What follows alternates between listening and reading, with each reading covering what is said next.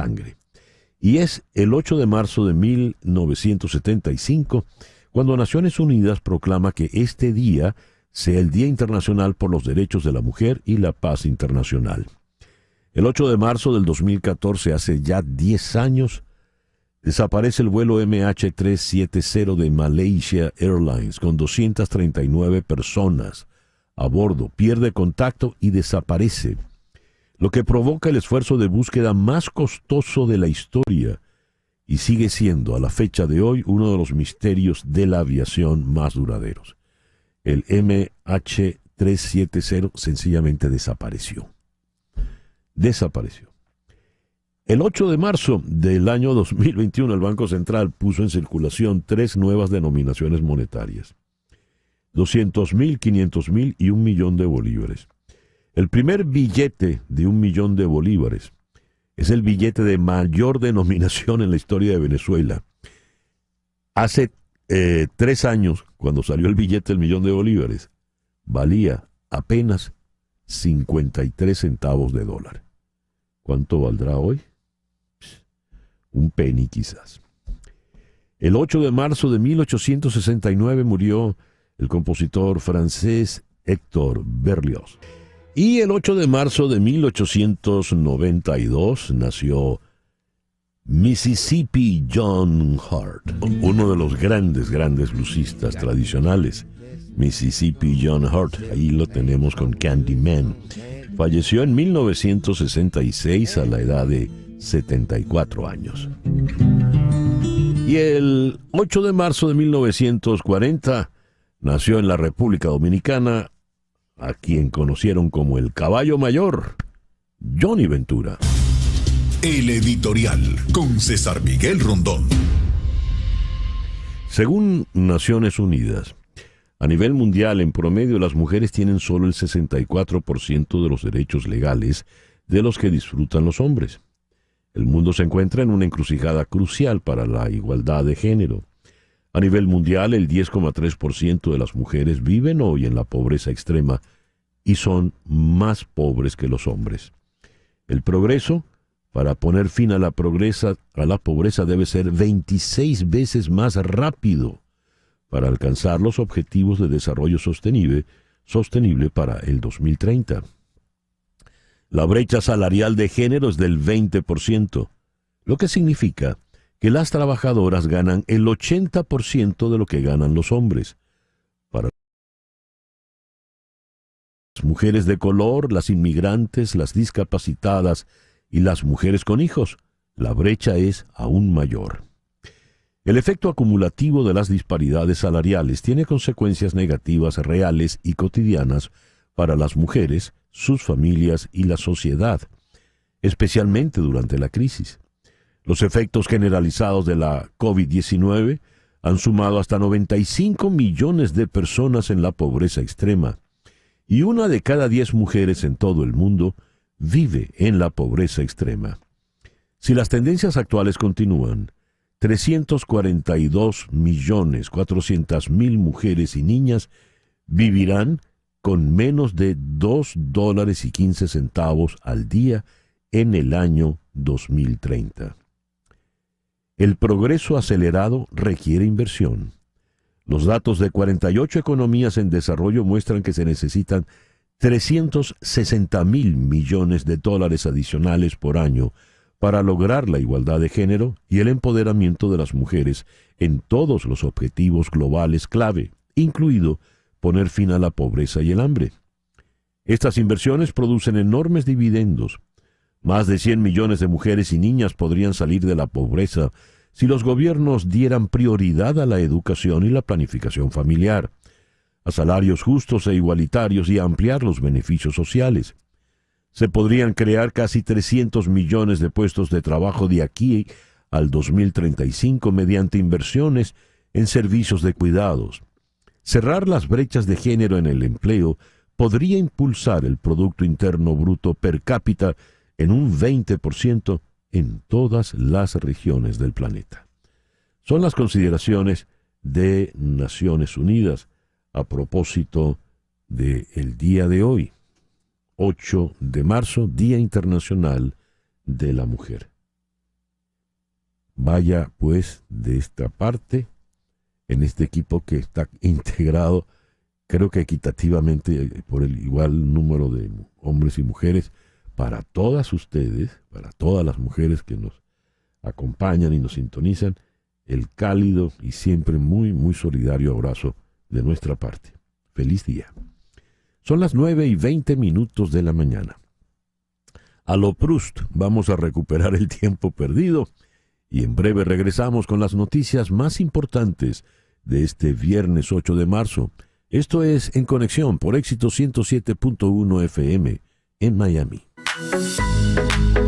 Continuamos en breve con César Miguel Rondón en Conexión por Éxitos 107.1 FM.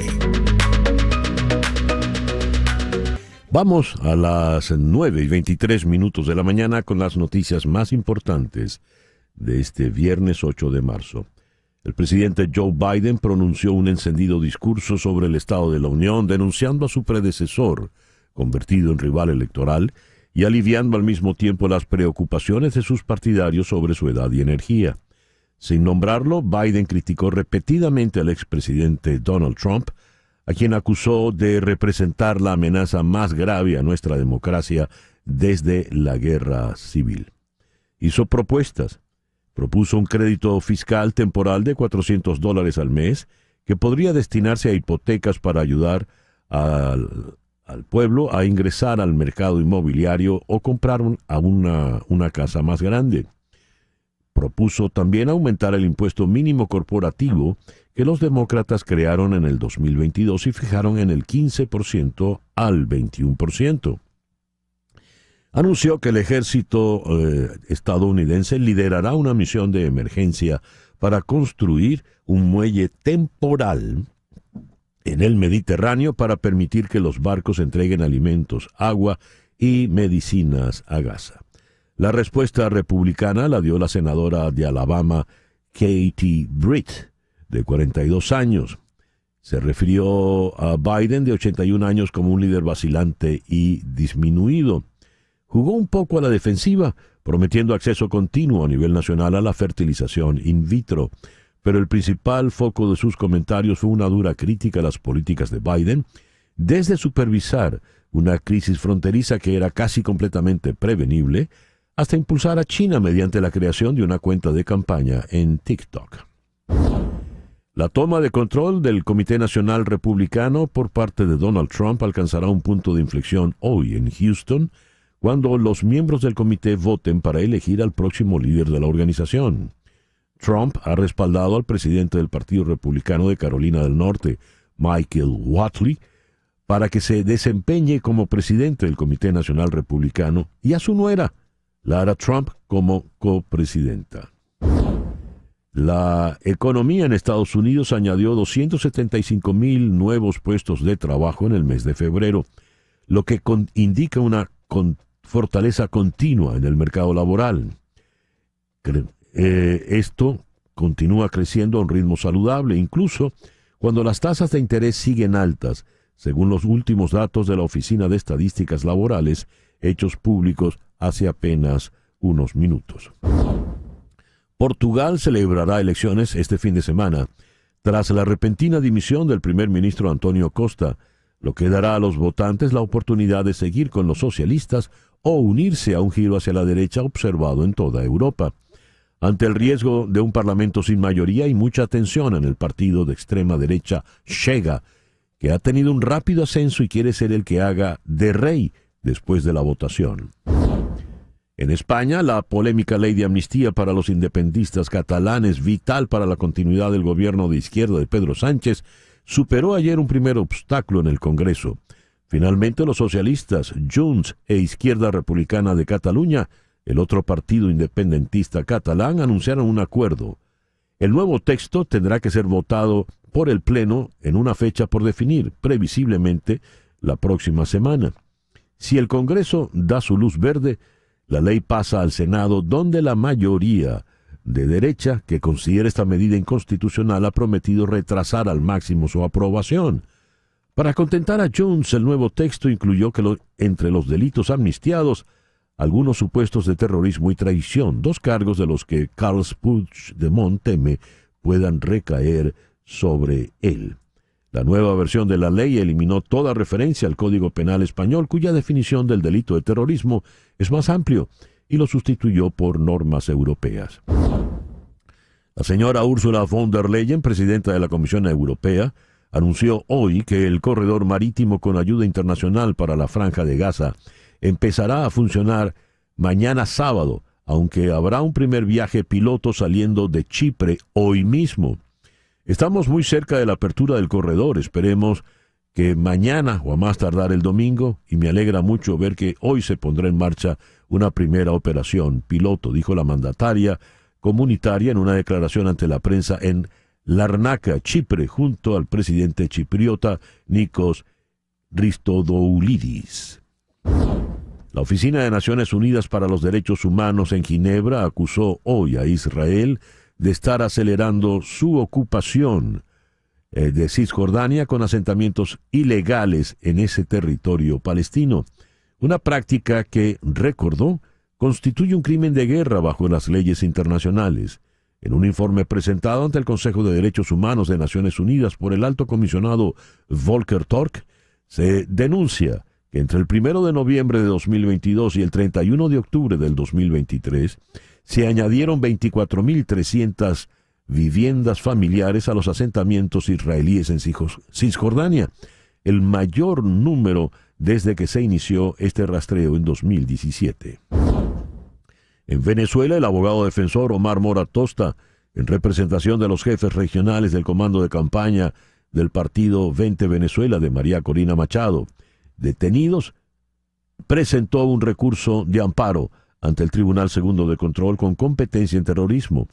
La medida se basó en lo que denuncian como una violación sistemática de los derechos humanos de Juan Freites, Luis Camacaro y Guillermo López, a quienes arrestaron el pasado 23 de enero y no han podido entrar en comunicación con sus familiares. Los líderes políticos de 20 Venezuela fueron víctimas de desaparición forzada. No se les ha permitido designar defensa privada y tampoco tienen comunicación con sus abogados y familiares. El presidente del Consejo Nacional Electoral venezolano, Elvis Amoroso, informó que el directorio del ente comicial aprobó el envío de invitaciones para la observación internacional de los comicios presidenciales del 28 de julio a la Unión Europea, el panel de expertos de Naciones Unidas y el Centro Carter, entre otros organismos. Acotó que dichos expertos deben cumplir con requisitos constitucionales y legales, sin mencionar para nada a cuáles de ellos se refería.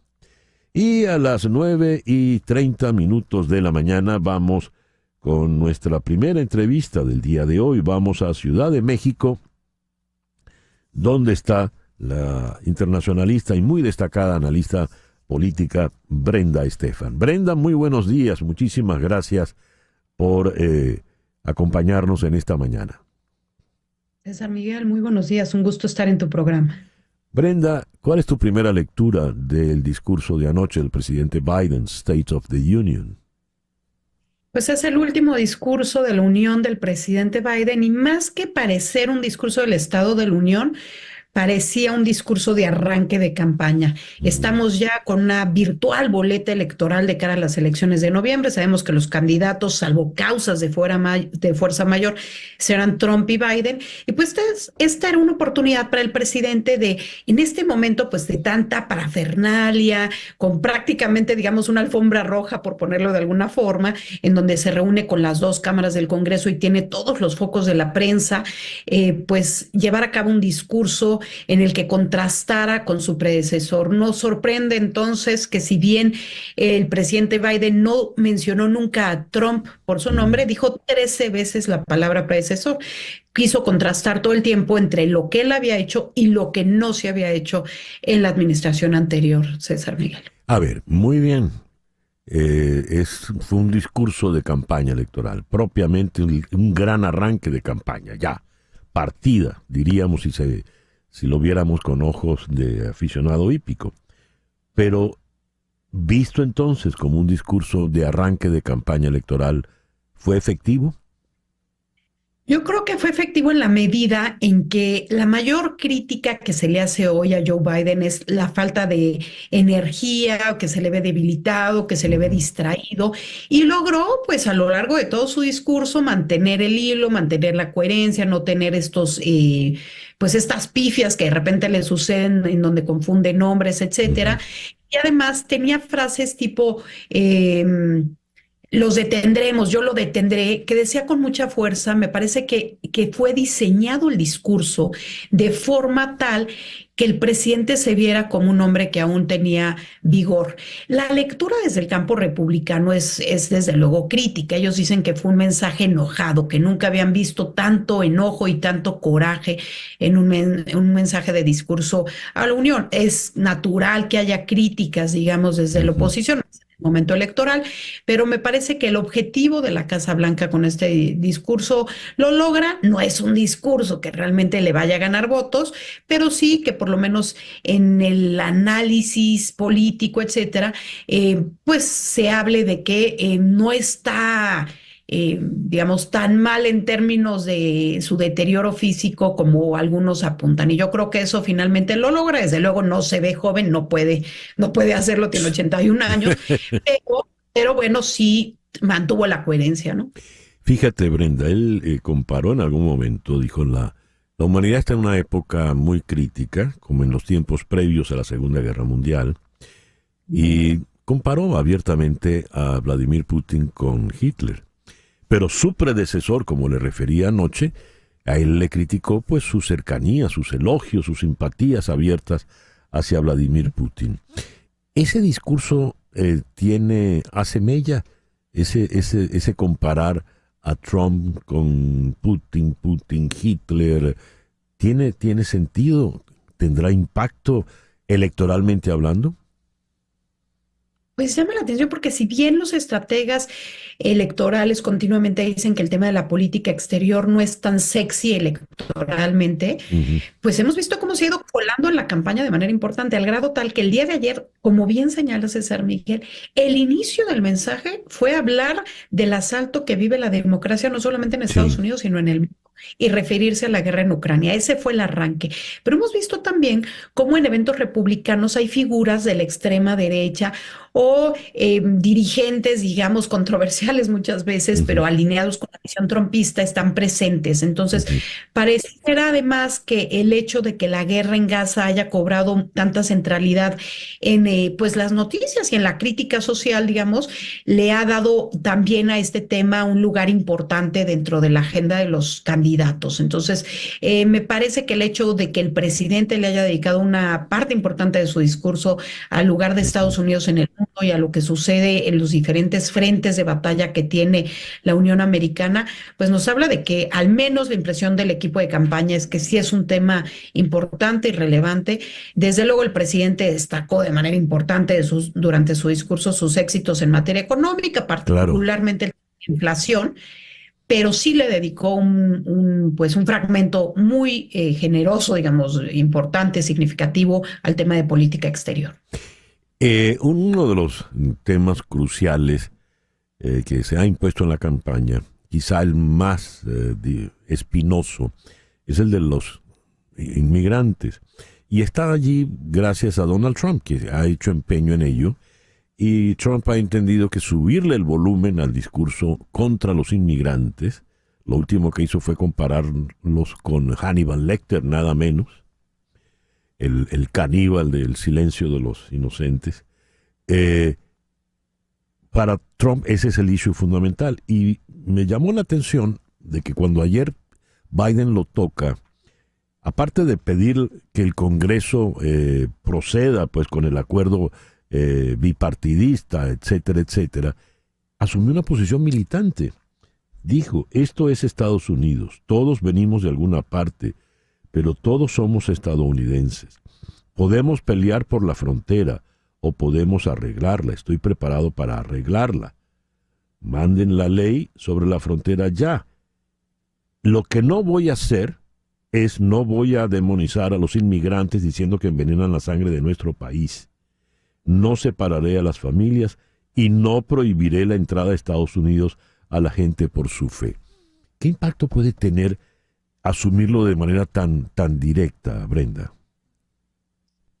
Pues mira, el tema de la migración, de acuerdo a una reciente encuesta de Gallup, es el más importante para 28% de los votantes estadounidenses, muy por encima incluso del tema económico o el tema Sí. de gobierno. Entonces, los candidatos lo tienen claro. Y prueba de ello es la visita que hicieron a la frontera, prueba de ello es cómo se ha reiterado en el discurso político el tema migratorio. Yo creo que si bien Biden se ha movido de manera importante de sus posiciones de hace 4 años en el tema migratorio, en el sentido de que hace 4 años decía, vamos a echar para atrás todas las medidas migratorias trumpistas y hoy no tiene esa lectura. Al contrario, dice al principio de esto que señalabas, habla de lo que implicaría que se aprobara la propuesta de ley que él hace en materia migratoria, que le permitiría cerrar la frontera cuando ésta estuviera muy cargada, con más de 10,000 cruces al día, y que le permitiría pues aumentar el número de policías fronterizas, hacer su contratación más ágil. En fin, sí le da un tono de énfasis en la seguridad fronteriza y en el control de las fronteras, pero un tono más humano, digamos, en la conversación, en el Ujú. discurso. Presenta al migrante, como bien señalas, sin criminalizarlo, a diferencia de un Donald Trump que insiste en decir que los migrantes vienen de cárceles, son enfermos mentales, y bueno, de Mm. alguna manera pintarlos como los malos de la película. Ahí vimos ahí el tema de cómo le insisten al presidente Biden en que pues hay ilegales que están matando a estadounidenses y él dice, sí, también legales, ¿no? O sea, sí, sí, conozco el caso, Ujú. lo conozco, pero también legales, como no permitiendo que la conversación se vaya hacia ese lado de la criminalización de la migración. Los demócratas hoy han amanecido criticándole que escasamente tocó uno de los issues que son bandera propia y de éxito para el lado demócrata, que es, por ejemplo, la defensa del aborto. ¿Qué pasó allí, Brenda? ¿Por qué lo tocó solo tangencialmente? Sí, sabiendo que es un tema que tiene un peso importante entre el electorado, Mm. llama la atención que le dedicó muy poco tiempo. Habló también del tema de Alabama y la prohibición del in Sí. vitro, Ujú. pero digamos, ambos le dedicó un par de frases y no más. Dijo frases importantes sobre el aborto respecto a cuál es el siguiente derecho que le quieren quitar ustedes, los republicanos, a los estadounidenses, ¿no? Si van primero por este tema, ¿qué sigue? Pero realmente no entró a profundidad cuando sabemos que la mayor parte de los estadounidenses comparten la visión del presidente Biden respecto al tema del aborto. Entonces, sí, pues yo creo que es algo que quizás sus equipo de campaña consideró que con un par de frases con fuerza era suficiente. Ujú. Sin embargo, pues los grupos, sobre todo los grupos que apoyan los derechos de la reproducción de la mujer, etcétera, sintieron que fue insuficiente. Ya para concluir, Brenda, ¿qué nos dices? A manera de resumen ya. Pues el tema de que estuviera ahí el primer ministro de Suecia cuando justamente ayer Ujú. se dio a conocer que ya formalmente Suecia se integra a la OTAN y se convierte en el miembro número 32, pues yo creo que es simbólico de la importancia que tiene para el presidente Biden todavía la idea de continuar apoyando a Ucrania, de voltear Ujú. hacia Europa. Creo que marca pues de alguna forma, cuáles son las prioridades de la Casa Blanca. En el tema de Gaza, pues habla de los más de 30,000 muertos pues, que han caído desde el 7 de octubre en el territorio de Gaza. Y contrario a lo que mucha gente hace, que es desacreditar este número diciendo viene de Hamas, del Ministerio de Salud de Hamas, el presidente lo hace propio y lo avala. Y entonces creo que eso pues busca llegarle a un electorado que está criticando la gestión que está haciendo Washington del conflicto en Gaza. Va a buscar el presidente limitar el impacto que está teniendo electoralmente, pues estas imágenes que todos hemos visto de la desnutrición, de las muertes de miles de civiles y particularmente niños en Gaza. Entonces creo que trató de dar su visión sobre el tema internacional, habló mucho sobre sus logros económicos que parece apenas el estadounidense comienza a Ujú. valorar. y bueno, pone énfasis en aquellos temas que sabe que preocupan al electorado y creo que trata de quedar bien, pues sí con los demócratas, pero también quizás con aquel votante republicano que Sí. fue por Nikki Haley, pero que no necesariamente quiere por Trump. Abre un poquito su abanico para Ujú. mantener la red amplia para captar electores. Brenda ha sido muy, muy generosa en la mañana de hoy. Gracias por habernos atendido. Gracias a ustedes por la invitación, estimado César Miguel. Muy buenos días a quienes nos escuchan. Buenos días. Brenda Estefan, desde Ciudad de México. Son las 9:42 de la mañana. Hacemos una pequeña pausa y al regreso seguimos en Ciudad de México porque vamos a tener una entrevista de lujo. Vamos a conversar nada menos que con don Enrique Krause. Esto es En Conexión por Éxito 107.1 FM en Miami. En un momento regresamos con César Miguel Rondón en Conexión por Éxitos 107.1 FM. César Miguel Rondón está en Conexión por Éxitos 107.1 FM. Son las 9:45 de la mañana. Canero Fadul Immigration es una firma de abogadas de inmigración que ofrece servicios de inmigración laboral, familiar y humanitaria. Su equipo de trabajo busca soluciones y la mejor alternativa para que puedas establecerte en los Estados Unidos. Concerta una cita llamando al 305-579-9218. 305-579-9218. Di que llamas de mi parte y la primera consulta será gratis.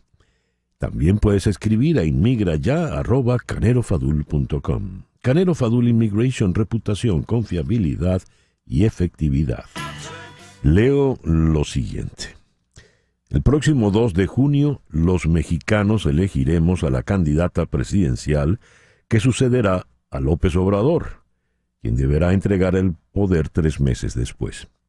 Con el objeto de contribuir mínimamente a que los votantes cuenten con información fidedigna, opuesta a la que ofrece el gobierno, he elaborado y publicado un ejercicio comparativo entre el sexenio de AMLO y todos los episodios o períodos violentos de la de por sí violenta historia mexicana. El resultado es desolador.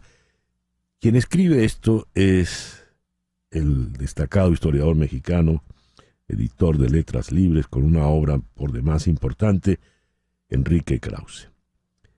Él nos dice: la mortandad provocada por la violencia criminal en este régimen ha superado la de los 3 sexenios anteriores. Pero la incidencia de otros factores, en particular el no menos criminal manejo de la epidemia de COVID, nos ha precipitado a niveles solo superados por la Revolución Mexicana. Estamos hablando de la década de entre 1910 y 1920, más de 100 años atrás. Si esto es así, López Obrador pasará a la historia como un presidente indolente y, si se quiere, hasta criminal. Vamos a Ciudad de México. Enrique, muy buenos días. Muchísimas gracias por atendernos en la mañana de hoy. Encantado de estar contigo nuevamente, César Miguel, y con tu público. Enrique, estas son cifras escalofriantes. Hablan, no sé si de indolencia, ineficiencia o un espíritu, no sé, sangriento. ¿Cómo se pudo llegar a estas circunstancias? César Miguel, el ánimo destructivo de un líder mesiánico, ustedes lo saben muy bien en Venezuela, no tiene límites. Cuando se siente justificado por una causa histórica, cuando se siente depositario de una misión mesiánica, ese líder, y el siglo XX nos dio enormes, terribles ejemplos, ese líder puede causar una devastación sin límites. Yo creo que esa fue la lección principal del siglo XX, pero por lo visto el siglo XXI no aprendió esa lección. ¿Y qué ocurrió? Que llegó a México un líder de esa naturaleza con el mensaje de que todo lo que había sido anterior a él era corrupto y neoliberal, en fin, agrégale todos los adjetivos que quieras. Y su ánimo fue destruir, como se destruye en un incendio. ¿Y qué destruyó? Para empezar, destruyó instituciones mexicanas. México ha sido un país de gran institucionalidad en el aspecto, por ejemplo, de la salud. Te estoy hablando de generaciones de servidores públicos que han ido construyendo desde los años 20, después de la Revolución Mexicana, instituciones de salud, un sistema de salud, un sistema de vacunación, por ejemplo, que cada vez fue más universal y se fue perfeccionando con las generaciones y la participación de médicos extraordinarios. Lo primero que hizo López Obrador, o de los primeros actos destructivos, fue simplemente derribar el edificio institucional de la salud, bajo la idea de que él iba a instituir uno nuevo, que por supuesto nunca instituyó. Y al poco tiempo sobrevino la pandemia. No solamente no teníamos elementos ya para encarar institucional y funcionalmente el COVID, sino que además el presidente alardeó en su conferencia mañanera de que no había necesidad de utilizar cubrebocas. Nunca utilizó cubrebocas. Es más, utilizó chistes como abrácense, confíen en los amuletos mágicos. Dios. ¿Cuánto costó esta doble irresponsabilidad, indolencia y francamente maldad? Cientos de miles de personas. Yendo al tema de la violencia por el narcotráfico, su consigna ha sido abrazos, no más balazos, o no sé si es al revés, no más balazos, solo abrazos. ¿Qué ha resultado de ello, Enrique? Bueno, entonces, junto a la destrucción del edificio institucional de la salud, César Miguel, está la destrucción del edificio institucional de la seguridad. Por supuesto, era más que imperfecto, pero el presidente simplemente destruyó la policía, decretó que se disolviera y ordenó la creación de una Guardia Nacional a partir del ejército. El ejército mexicano, que es altamente institucional, siempre obedece al presidente. Siempre. México no ha tenido un golpe de Estado desde hace 111 años. Entonces el ejército hace lo que dice el presidente. Y entonces el ejército tuvo que aceptar no solamente volverse una Guardia Nacional más o menos ineficaz o muy ineficaz, sino también encargarse de la construcción de aeropuertos, carreteras, aduanas, refinerías, las cosas más extravagantes que te imagines. La política de abrazos, no balazos, significa en la práctica darle carta blanca al crimen, bajo el pretexto de que los gobiernos anteriores combatieron el crimen a balazos. Los gobiernos anteriores combatieron el crimen de manera ineficaz, pero la premisa era combatirlo con la justicia y la ley, con la procuración de justicia, la persecución del crimen y la ley. López Obrador no cree en la justicia y no cree en la ley. López Obrador lo que cree es que el pueblo, incluidos los criminales, es intrínsecamente bueno. Y lo que hay que hacer es darle dinero al pueblo para que entonces no delinca y no se porte mal. Bueno, esto escondía, ahora lo sabemos, una actitud más que indolente, diría yo, César Miguel, una actitud casi, diría yo, de complicidad con el crimen. Resultado, este sexenio va a concluir con 200,000 muertos por violencia. Y Dios. aquí no estoy tocando los desaparecidos, no estoy tocando los feminicidios incluidos. Es una cifra monstruosa que evidentemente está diciendo que no solamente los criminales organizados tienen carta blanca, sino también el delincuente en la calle que siente que evidentemente nada le puede pasar. Esa complicidad, ¿hasta dónde llega? Porque en la América Latina, las vinculaciones desde el poder con el narcotráfico han sido muy, muy peligrosas. En el caso venezolano hablamos incluso de un narcoestado ya abiertamente con el cártel de los soles. Pero en el caso mexicano, esa complicidad desde la presidencia, ¿qué características tiene, Enrique? Me haces una pregunta delicadísima, César Miguel, y yo no creo que sea responsable de mi parte decir que esto está enteramente probado. Ya. No, pero hay muchísimos indicios de verosimilitud, que hacen verosímil esa hipótesis. Muchos indicios. La idea, yo diría, de que finalmente va a prevalecer en esta guerra entre grupos criminales, uno de ellos con el cual el Estado mexicano va a pactar, porque finalmente la tesis es, hay causas sociales subyacentes que el Estado mexicano, si las atiende regalando dinero, esto se va a pacificar solo, porque la naturaleza de la gente es buena. Esto es ignorar la historia humana, César Miguel. Sí, sí. Desde el Código de Hammurabi existe el crimen, existe la maldad, y a la maldad y al crimen hay que perseguirla, hay que llevarla a los tribunales.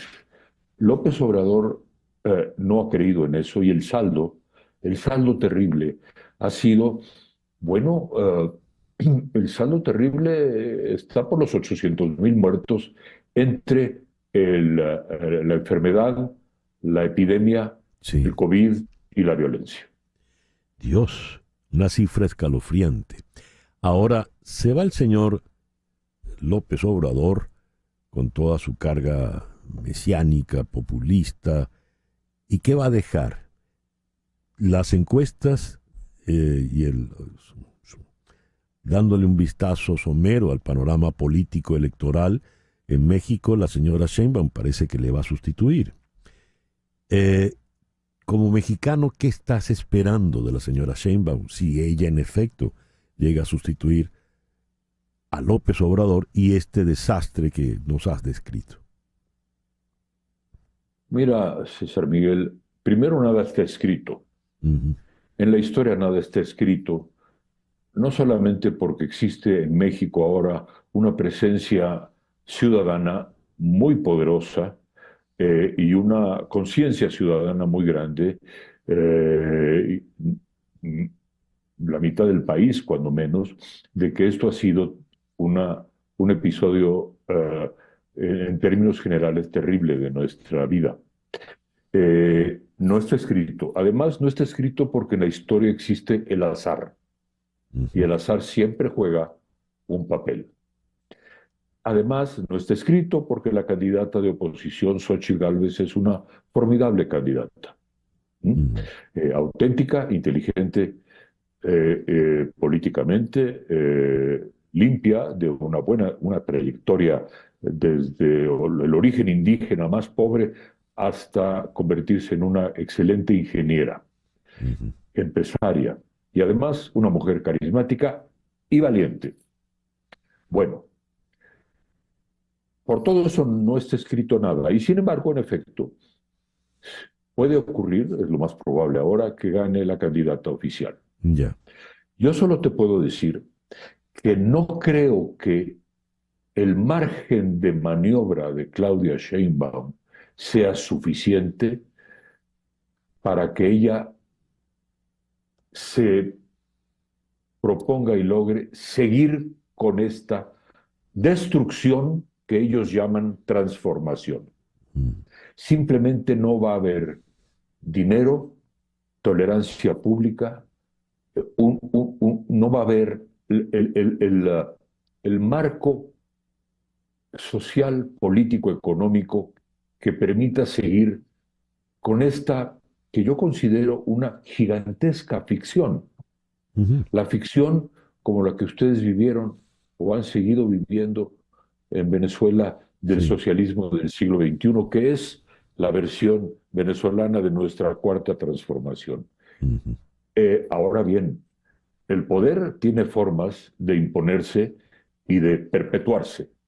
Creo que en México el margen va a ser muy estrecho para que ella pueda seguir. Y entonces tendrá que irse desmarcando aún contra su voluntad, y el país, bueno, con turbulencia, con dificultades, irá, digamos, saliendo hacia una situación de compromiso, pero nos llevará una generación reconstruir lo destruido.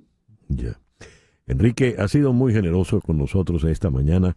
Te agradezco mucho estos minutos.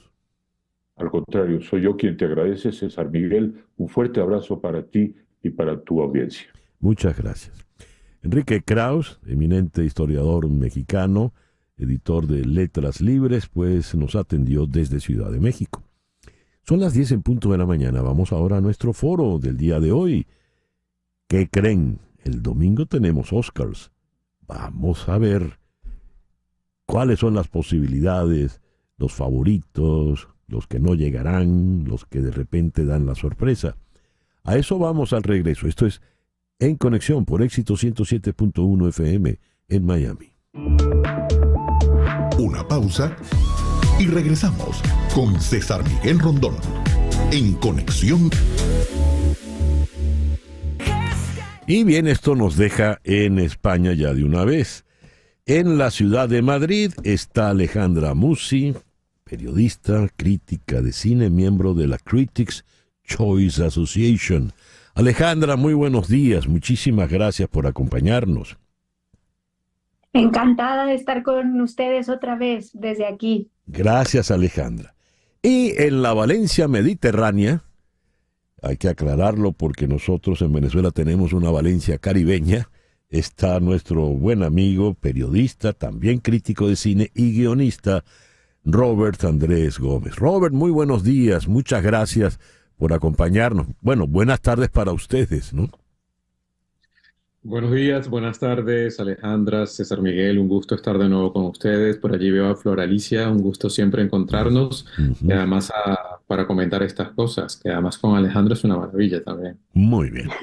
A ver, tratemos de sacarle provecho a los minutos que siempre en la radio son muy poquitos.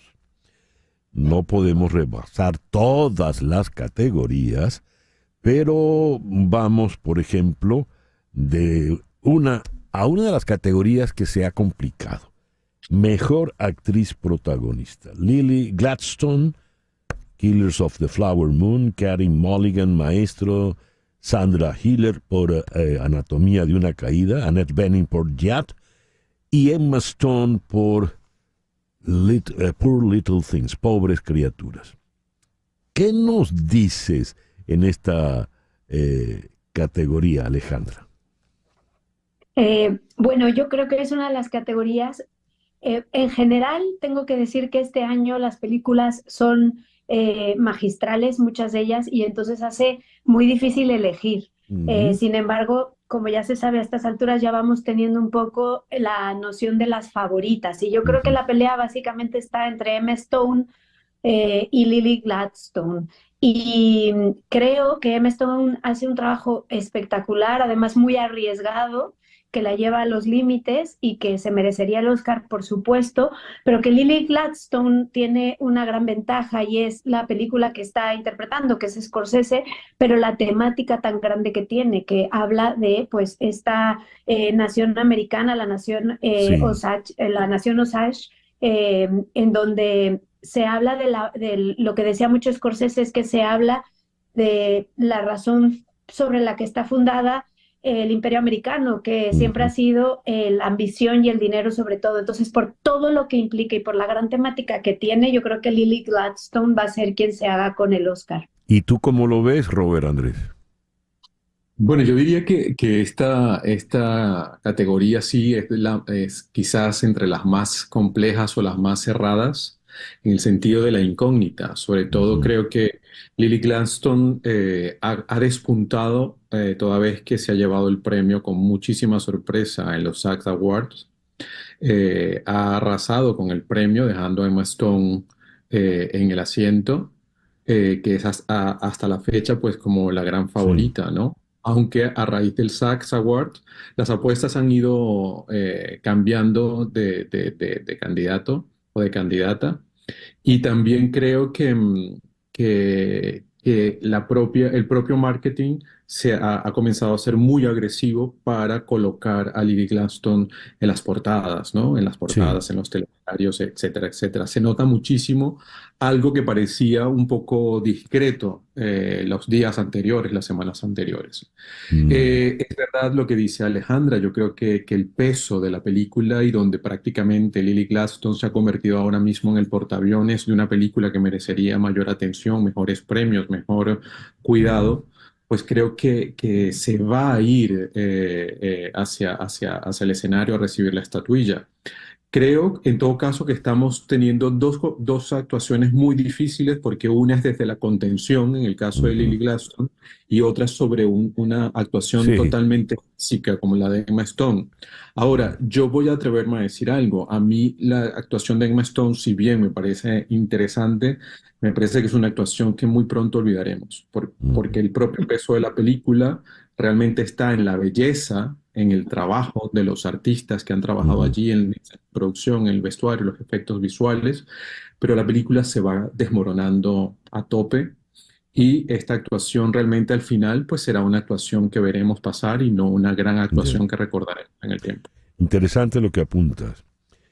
A ver, mejor actor protagónico. Bradley Cooper por Maestro, Coleman Domingo por Rustin, Paul Giamatti por Los que se quedan, The Holdovers, Cillian Murphy por Oppenheimer y Jeffrey Wright por American Fiction. Alejandra. Bueno, aquí tenemos otra categoría de estas fuertes y complejas. Quiero apuntar solo un detalle Ujú. interesante y es que Bradley Cooper no creo que se lleve el Oscar, pero para esta película estuvo casi 6 años practicando la escena en la que dirige, ¿no? Como su gran protagonista entonces tiene un gran mérito y es muy triste que le haya tocado justo este año competir. Siempre en Ujú. los premios son una cuestión de timing Sí. y que le haya tocado competir con películas tan gordas con grandes favoritos, ¿no? Porque creo que Ujú. tiene muchísimo mérito. Pero yo creo que va a estar definitivamente entre Cillian Murphy por Oppenheimer, que es la gran favorita, y quizá diera la sorpresa, aquí lo tengo, algún otro actor, pero yo creo que va a estar en Cillian Murphy y Paul Giamatti también, que ha sido como uno de los más nombrados en la carrera de premios.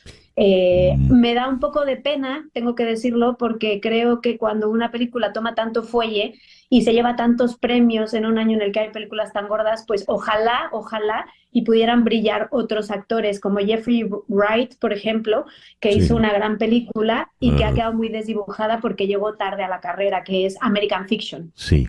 ¿Y cómo lo ves tú, Robert Andrés? Bueno, yo diría que el ganador es Robert De Niro para mí. Aunque no esté nominado en esa categoría y aunque esté nominada en la categoría equivocada, porque esta cosa que hacen los Mm, estudios cuando postulan a determinadas categorías a los ya. actores, pues también termina siendo un fallo. Aquí el gran actor de esta edición es Robert De Niro. Deja Mm, en pañales a Leonardo DiCaprio, que probablemente por ujú. eso no aparece entre los candidatos a ninguna de las categorías presentes. Pero bueno, llegados ajustados a la realidad, creo que Cillian Murphy está imbatible, ¿no?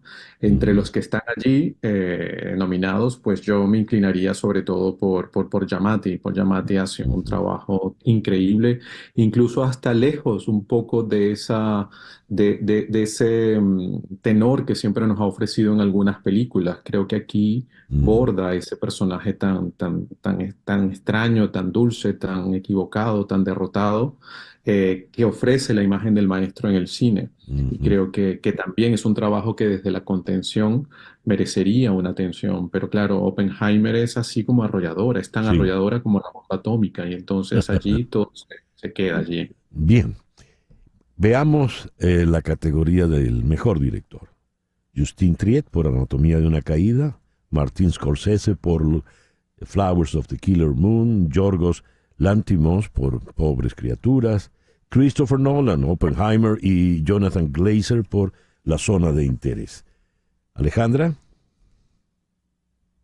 Perdón que justo está ladrando mi perro, ahora es lo que tienen los directos, así que espero que no afecte la conexión, no, no, no. pero Eh, eh, Probablemente el perro está votando por Justin Triet.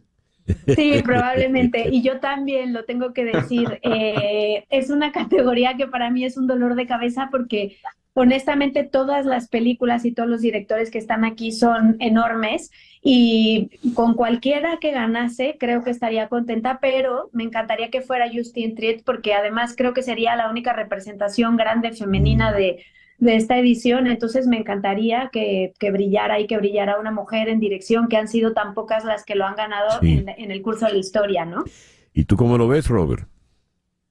Bueno, yo creo que hay momentos en esta ceremonia que lamentas, ¿no? Es verdad, yo siento que Nolan se merecía un premio a la mejor dirección ya cuando estuvimos en Mm, Dunkerque, sí. incluso en El Caballero Negro. Y luego llega esta película que realmente es una gran película, Oppenheimer es una gran Ujú, película y es casi toda Nolan. Y es verdad que se ujú, lo va a llevar, pues no hay problema, se lo va a llevar. Como dice Alejandra, pues todos están en una ujú, tesitura de muy alta calidad. A mí la dirección de Justin Treat me gusta más que la película. La dirección de Justin Treat es tremenda. Qué manera de manejar la cámara, qué manera de seguir a los personajes, qué manera ujú. de manipular al espectador con esa cámara. Es Sí, tremendo lo sí, que sí. hace. Pero Bien. es duro que, bueno, tiene que luchar contra este monstruo. Y luego, pues si yo tuviese el poder, pues se lo daría a Jonathan Glazer, que me ha Mm, dejado seco, tirado, muerto, por mm. ver esta película tan tremenda que tiene. Bien, el tiempo se nos viene encima y no podemos dejar de lado la película. A ver, American Fiction, Anatomía de una caída, Barbie, Los que se quedan, Los asesinos de la luna, Maestro, Oppenheimer, Vidas pasadas, Pobres criaturas y Zona de interés. Alejandra, tu dictamen. Pues yo creo que va a ganar Oppenheimer, pero yo se lo daría a La Zona de Interés, por todo lo que ha dicho Robert. Creo que es la película del año.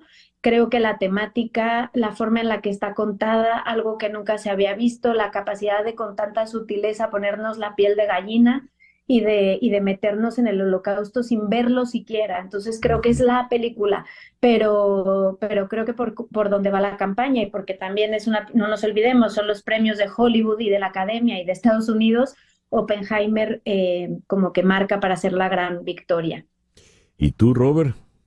Sí, no puedo desdecir a Alejandra porque creo que la película, que además yo sí creo que en su momento cuando apareció Oppenheimer, pues parecía ineludible que iba a estar en Mm, esta carrera y probablemente encabezando la carrera, porque es una película monstruosa. Es curioso porque las dos películas hablan de la Segunda Guerra Mundial, es curioso ujú, que coinciden con dos tiempos distintos, con dos miradas distintas, parecieran que no están en el mismo lugar y sin embargo hablan sobre lo mismo, ¿no? Sí creo que la gran película de las elegidas este año es Zona de Interés. Es la gran película, es un ujú. película monstruoso. Es quizás la película que si Anna Arendt hubiese sido guionista habría escrito Uy, y, y es imborrable. Esta película habrá que verla y verla y verla para poner en una y otra vez el manto, no el manto, sino descubrir el manto de la atrocidad. Bien, les agradezco inmensamente porque nos han brindado luces muy, muy interesantes, perspectivas, puntos de vista magníficos. Muchísimas gracias, Alejandra, allá en Madrid. Un placer enorme. Muchas gracias a todos y qué placer poder charlar con ustedes siempre. Gracias. Y en Valencia, la Valencia mediterránea, Robert Andrés Gómez. Robert, muchas gracias. Muchas gracias, saludos, agradecido siempre por traernos a esta mesa, a estos micrófonos, desde aquí, desde la Valencia mediterránea, que por ahora está muy fría. Alejandra Musi es miembro de Critics' Choice Association en Madrid y Robert Andrés Gómez es crítico de cine también y guionista. Vamos a hacer una pequeña pausa y al regreso vamos a ir a Chile, a Santiago de Chile, para conocer lo nuevo que haya podido descubrir el gobierno chileno sobre el caso del teniente Ojeda. Esto es En Conexión por Éxito 107.1 FM en Miami. Continuamos en breve con César Miguel Rondón en Conexión por Éxitos 107.1 FM. Bien, bajemos en la geografía de Lima, sigamos hacia lo más austral del planeta y llegamos a Santiago de Chile. Allí está el periodista Víctor Higuera, director de El Vinotinto Chile. Y el tren de Aragua, según revelaciones del gobierno chileno, estaría definitivamente involucrado en el asesinato del teniente Ojeda. Víctor, muy buenos días, gracias por atendernos. César Miguel, buenos días, un gusto conversar contigo. ¿Qué novedades tenemos en el caso del teniente Ojeda, Víctor? Bien, como comentabas, desde Fiscalía, tanto el fiscal encargado del caso, Héctor Barros, como el fiscal nacional, Ángel Valencia, confirmaron que el tren de Aragua estaría involucrado. Sin embargo, no se ha definido en qué rol, si fue por encargo de un tercero o si habría estado involucrado directamente pues a través de un caso de crimen organizado, que es lo que la lógica de San Miguel nos haría descartar. Porque A ver, si hubiese tratado... ¿por qué descartamos esto, Víctor? Porque si se tratara de lo que algunas personas comentan, que Ronald andaba en malos pasos o que se habría tratado de un ajuste de cuentas, a él muy bien lo han podido haber interceptado en camino a su casa. Él era una persona que tenía una rutina bastante marcada, trabajaba de noche y se iba caminando a su trabajo. Entonces, mira, la verdad, también se armó todo este entramado. Sin duda quería que lo vieran. O sea, que esto que le hicieron a Ronald, el secuestro y el homicidio, quien lo planificó quería que lo vieran. Porque no tiene sentido que se armara todo este operativo, un operativo que involucra hasta 10 automóviles, César Miguel, también pues la adquisición de vestimenta táctica similar a la de la Policía de Investigaciones, para luego sepultar o tratar de esconder el cuerpo en una maleta bajo una estructura de cemento, en una toma, en una invasión, en una comuna pues aledaña o bueno, lejana, ¿no?, al centro de la ciudad de Santiago. No tiene sentido. Entonces es una de las grandes interrogantes que permanecen en el aire, en la opinión pública, porque hay muchas de las tesis que, a pesar de que no han sido descartadas, hay unas que no tienen sentido. El día de ayer se le entregaron los restos a sus familiares. La esposa por fin pudo tener acceso a los restos de Ronald Ojeda. Ella en un principio no estaba convencida, sin embargo, pues bueno, se le entregaron los exámenes genéticos de los restos que se hallaron. No se sabe, claro, se presume que estaba desmembrado el cuerpo, ¿no?, por el tema de que lo pusieron en una maleta, pero pues por fin le dieron acceso y la esposa reconoció el cuerpo de Ronald, o los restos de Ronald. y en horas de la tarde de hoy, pues el exteniente, los restos van a ser sepultados en un cementerio de la comuna de Pudahuel. También se va a realizar o se está realizando un velorio en el que pues asistieron o asisten exmilitares que le están rendiendo también homenajes póstumos. Pero en cuanto a las tesis y a la información, sigue teniendo carácter de secreta, pero se han revelado más detalles. El día de ayer, en la noche, se publicaron nuevos videos también en los que se pueden observar a los secuestradores de Ronald, y en el que se pudo identificar a Walter Rodríguez Pérez, quien sería el presunto líder de esta operación. En los videos, que son los videos del ascensor, dentro del ascensor se ve como, o se presume que es Walter, porque es quien tiene tomado por el cuello a Ronald mientras van bajando en el ascensor con un celular en la mano. Ese celular, César Miguel, es el que consiguieron en el auto abandonado que pertenecía a Ronald Ojeda, me refiero al teléfono, y que tenía las huellas de Walter Rodríguez, que es uno de los 3 responsables que se han identificado públicamente hasta el momento. Y este Walter Rodríguez es del Tren de Aragua. Dicen que lo vinculan con el Tren de Aragua, pero también dicen que trabajó en la gobernación de Aragua en el 2015. Sin embargo, yo no lo veo realmente vinculante con el caso por ahora, porque en ese momento él habrá tenido, ¿qué?, 19 años. Y bueno, sí, claro, pero lo publicaron como un antecedente, ¿no? Que él habría trabajado en la administración de Tarek El Aissami en ese momento. Ya. Víctor, regresé.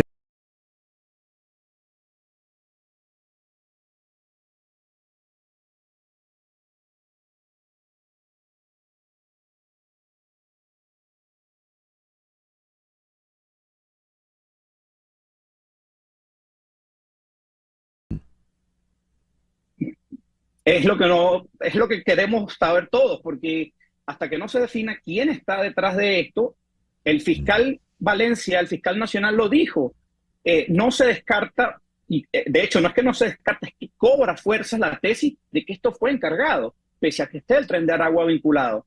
Ahora, ¿quién? No sabemos.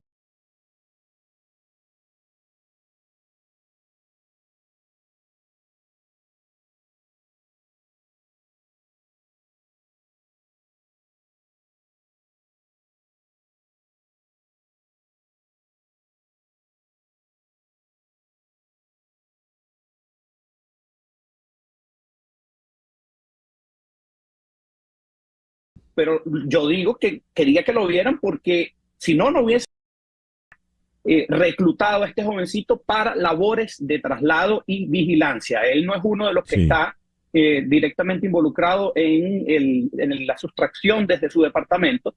Sin embargo, pues bueno, es uno de los que ya está formalizado y en prisión preventiva de momento. En todo caso, las sospechas de que o bien el gobierno venezolano o altos personeros del gobierno venezolano por su cuenta están detrás de esto. La tesis de que sea un acto del Tren de Aragua no descarta la tesis anterior, todo lo contrario, ¿no? Sí, exacto, pues no lo descarta. Sin embargo, pues bueno, habría que comprobarlo, porque claro, se dice que Ronald tenía un diario también en el que él habría escrito y relatado todo lo que le sucedió en Ramo Verde, y pues bueno, no se sabe tampoco cuál es la información, por qué Ronald fue un objetivo tan puntual, ¿no? Porque Ronald nunca fue, a pesar de que se le otorgó el refugio recientemente, César Miguel, en noviembre del 2023, nunca se supo de él realmente. No fue una figura mediática, a pesar de ser un ex militar venezolano y perseguido político.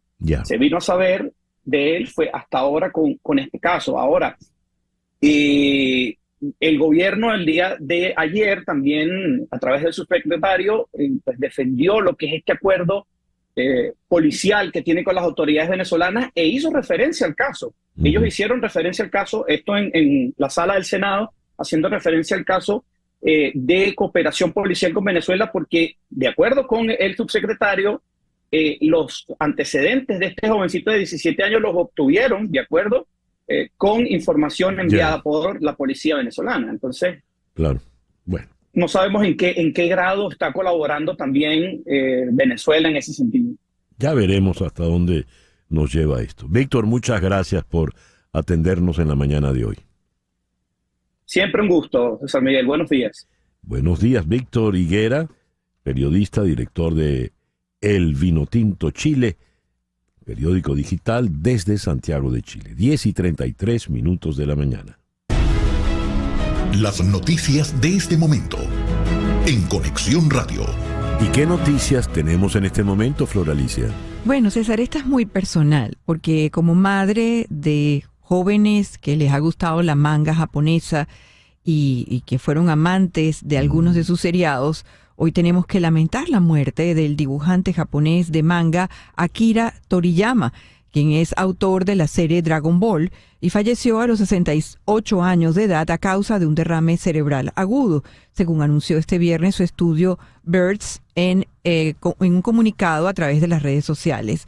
Lamentamos enormemente informar que el creador de manga Akira Toriyama murió el 1 de marzo debido a un hematoma subdural. Recuerdo mucho pues estas series que veían nuestros hijos, Dragon Ball. Me imagino que muchas de las madres que nos están escuchando también en el programa recuerdan esta serie que se convirtió pues en una de las favoritas de los hijos nuestros. Así es. Gracias, Flor Alicia. Es el Día Internacional de la Mujer. Es un día de lucha por los derechos de la mujer. Es un día de ratificación de estos derechos. Y en el caso venezolano, cuando hablamos del Día Internacional de la Mujer, este año, este día tiene un rostro emblemático. El rostro de Rocío San Miguel, presa política del régimen venezolano. Pero Rocío no es la única. Hay 26 presas más y todas tienen una característica condenable. Todas ellas han sido detenidas de manera arbitraria. Ninguna de ellas, sobre ellas hay pruebas específicas de nada. Pues bien, vamos a Caracas, donde está Gabriela Boada, periodista, investigadora y directora de la ONG Caleidoscopio Humano. Gabriela, muy buenos días. Muchas gracias por acompañarnos en la mañana de hoy. Muy buenos días, muchísimas gracias a ti y a ustedes y a tu audiencia por dedicar este espacio y bueno, de hablar de este día tan importante y resaltar la importancia de las mujeres presas políticas en este momento. Comenté que son detenidas por razones absolutamente arbitrarias. El emblemático caso de Rocío San Miguel ya lo conocemos, pero me llama la atención que buena parte de estas mujeres que están presas por el supuesto intento de magnicidio a Nicolás Maduro, y los motivos de detención son francamente ridículos. ¿Quiénes son ellas, Gabriela? Son 26 mujeres, madres, hijas, familiares también de la misma persecución política. Son mujeres también que viven de forma diferenciada una crisis política, social, económica, una crisis que de alguna forma ese impacto diferenciado de solo por ser mujer, hoy son visibles. Lamentablemente con la detención de Rocío pudo darle visibilidad a esas 26 mujeres, en muchos casos incluidos en otros supuestos magnicidios o en otros momentos donde de alguna manera han sido criminalizadas, involucradas en este contexto político, pero que de alguna forma también han sido invisibilizadas. Hoy la detención de Rocío, también arbitraria, también por razones políticas, ha puesto el nombre de esas 26 mujeres, pero también sus historias para recordar que existe un patrón de criminalización también en Venezuela. Leo el caso de Yosida Vanegas, 67 años, detenida en el INOF, padece de múltiples patologías y se encuentra en situación de abandono porque no tiene ningún familiar en Venezuela. Yosida es la madre del preso político Juan Carlos Monasterio. Fue detenida el 15 de agosto de 2023 mientras se trasladaba por La Pedrera en el estado Táchira. Durante 33 días no se supo de su paradero, pero organizaciones informaron que durante esos días estuvo recluida en la DGCIM en Caracas. Vanegas es vinculada al intento de magnicidio contra Maduro y caso por el cual está preso su hijo y ha sido sentenciada a 30 años de edad. Y así, a 30 años de prisión, saldría a los 97 años. Es decir, todas son arbitrariamente detenidas. ¿Qué nos dices, Gabriela? Sí, la mayoría de ellas en ese sentido tienen sentencia condenatoria, ¿no? Y también han tenido distintas acciones urgentes de organismos internacionales como Amnistía Internacional, que recientemente a mediados del año pasado sacó una acción urgente por Emerlindis, que ella está involucrada también en el caso del presunto magnicidio con drones. Todas estas mujeres, en su mayoría, no son involucradas, digamos, por de alguna manera un cuadro que se les hace en medio de esa investigación por estos supuestos magnicidios. Representan un patrón porque la mayoría de ellas no tienen familia en el sitio donde son recluidas, no tienen algunas condiciones incluso de salud que pudiesen estar poniendo en riesgo sus vidas, y además de eso, la mayoría de ellas no cuenta con las condiciones económicas, con las condiciones que pudiese de alguna forma llevar un poco menos pesado las detenciones. Todos sabemos también, conocemos cómo están las situaciones de las prisiones en Venezuela, sí, que a la mayoría de los presos políticos se les impide el acceso a medicamentos. Todos sabemos que la emergencia humanitaria compleja, la crisis de derechos, también impacta en su manera en las prisiones de Venezuela.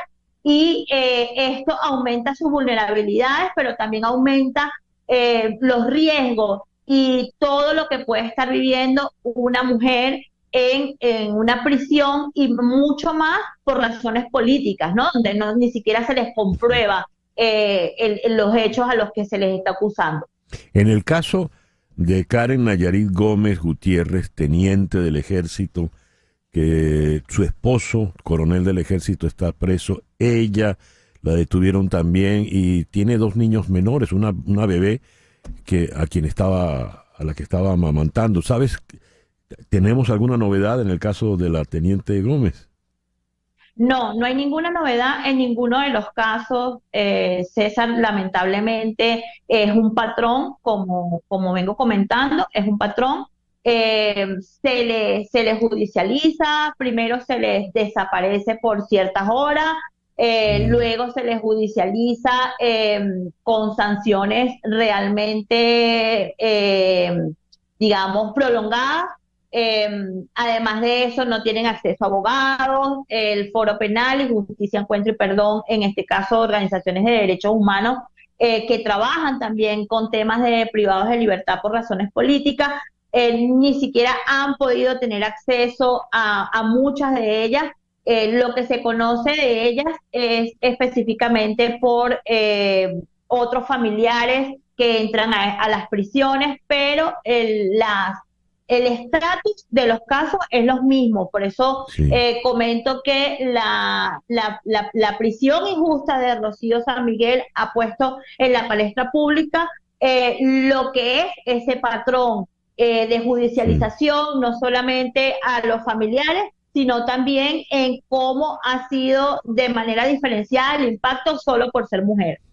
Leo, por ejemplo, el caso de Janine Fabiana Pernía Coronel, La apresaron arbitrariamente el 4 de agosto de 2018, cuando pasaba por una alcabala en el sector conocido como Masparro, del kilómetro 25 de la autopista José Antonio Páez en el estado Barinas.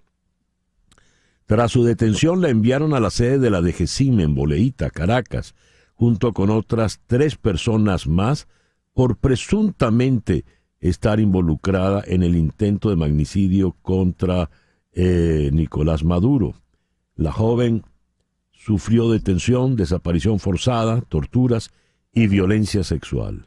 Fue golpeada, colgada, electrocutada, asfixiada, ahogada, víctima de actos lascivos y aplastamiento de uñas. Dios mío, Dios. Sí, de esas 26 Sí. mujeres, 5 de ellas son militares, ¿no? Sí. Y esto hay que entenderlo también, que viene desde la Operación Gedeón Sí. y todo lo que tuvo que ver con los drones, ¿no? Sí. Ahora, esta prisión de Rocío por también llamada brazalete blanco, este supuesto Sí, magnicidio, se espera también que existan muchísimas más detenciones y bueno, las que no se conocen también como detenciones políticas que cuando se judicializan se presentan, nunca les dicen por qué están siendo privadas de libertad, pero cuando así las presentan les dicen que efectivamente es por involucrarlas a estos intentos de magnicidio. Gabriela, Supuesto, muchas gracias, Gabriela, por atendernos en esta mañana. Gabriela Boada, directora de la ONG Caleidoscopio Humano, defensora de derechos humanos en Caracas. 10:44, una pausa. Al regreso, regresa la Dimensión Latina. En un momento regresamos con César Miguel Rondón en Conexión por Éxitos 107.1 FM. Y ahora vamos a cambiar de estilo musical y vamos a escuchar esto. ¿Qué puedo hacer por ti si todo está perdido, amor? ¿Qué más puedes buscar si nada te da ya que alivie nuestro gran dolor? La voz de Vladimir Lozano y los trombones de la Dimensión Latina, los llamados generales de la salsa, que regresan con su tour Ahora o Nunca y van a estar el próximo sábado 16 de marzo en el Bonaventure Town Center Club en Weston. Y como algo importante, el concierto contará con la actuación especial del multipremiado Motif, a quien tenemos ahora en el programa. Motif, muy buenos días. Gracias por acompañarnos en el programa de hoy. Agradecido por la invitación. De verdad que un sueño cumplido estar aquí contigo hoy, César Miguel. De verdad Muchas que gracias. admiración infinita y, como les digo, agradecido de estar aquí. Motif, ¿qué vas a hacer con la Dimensión Latina? ¿Vas a tocar con la Dimensión o tú vas a hacer tu espectáculo aparte? Dios, la idea surgió del equipo, empezando con Javier Casas, que está muy involucrado en la producción del show. Ajá. Trabaja con nuestro equipo. Y pues nada, nosotros tenemos una orquesta de 11 músicos, los 11 del 21, y pues tenemos un espectáculo que hacemos por lo general, un espectáculo de una hora y media, pero en esta oportunidad vamos a abrir, vamos a hacer teloneros para la Dimensión. Sería un show de unos 30, 40 minutos, bien dinámico, trayendo un poco de ese sonido fresco y esta nueva propuesta de la salsa de ahora, pero obviamente van a ver en escena a un hijo de la Dimensión, a un hijo de la salsa de Venezuela. O sea, el formato de mi orquesta son 4 trombones y el ritmo, la armonía. Así que van a ver un show muy, muy dinámico y de verdad que, como te digo, o sea, muy agradecido de poder estar compartiendo con ellos. Sube para que conozcan a Motif. Llegó la salsa que mueve, la salsa que se quedó. Esta es la salsa de ustedes, baila la que está entre dos. Esta es la salsa de ustedes, baila la que está entre dos. Muy bien, de manera tal de que tendremos una noche de trombones, los trombones de Motif y luego los trombones de la Dimensión Latina. ¿Es así? Es así, es así, es así. Muy bien. Oye, invita a nuestros oyentes entonces, Motif, por favor. Bueno, a todos los que nos escuchan por ahí, les habla Motif y pues nada, súper emocionado para estar con ustedes, compartir este 16 de marzo junto a los generales de la salsa, la Dimensión Latina, y de verdad que la vamos a pasar muy bien. Como es de esperar, o sea, todos conocemos el catálogo de la Dimensión Latina y pues nosotros venimos a traer nuestro poquito de salsa también a gozar esa noche ahí con todos ustedes. Muy bien. Estuve la otra noche en el Maní y pude ver, se subió Motif a acompañar a la orquesta de los maniceros, ¿no? Que es la orquesta de base del Maní. Y lanzó un solo de piano maravilloso, de verdad, pero estuvo muy bien. Motif es multiinstrumentista, toca piano, toca trombón, toca la percusión, hace de todo. Muy bien. Sí, señor. Motif, muchas gracias por acompañarnos en la mañana de hoy. Maestro, agradecido, de verdad. Nos vemos pronto, ¿eh? Nos vemos pronto, así es. Y es bueno acotar que la dimensión que se está presentando es la de los fundadores, ¿eh? Monje, Pachequito, Joséito Rodríguez, Rodrigo Mendoza, Vladimir Lozano. Muy bien. El reloj indica 10:53 de la mañana. Las noticias de este momento en Conexión Radio. Y ya para cerrar, ¿qué tenemos, Flor Alicia? Bueno, César, te quiero hablar de un optimista imparable, sin límites. A ver. Cree en su capacidad a la edad que tiene y cree en el matrimonio.